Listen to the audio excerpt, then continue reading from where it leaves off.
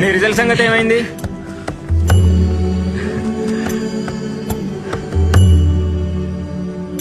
IPS. Yes sir. అతని ఆకలి అతన్ని ఆపలేకపోయింది. అతను లోపలికి వచ్చేశాడు. అంకుల్ గారు, అంకుల్ గారు, చాలా ఆకలిగా ఉంది. తినడానికి ఏమైనా ఇస్తే బదులుగా మీకు ఏదైనా పని చేసి పెడతాను. నా దగ్గర డబ్బులే ఉంది. రే చిన్న, ఇతనికి భోజనం పెట్టు.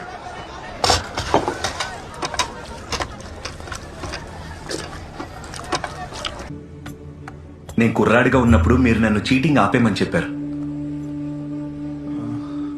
నేను చీటింగ్ ఆపేశాను సార్. ఆ ఆటో అబ్బాయి నువ్వు? Yes sir.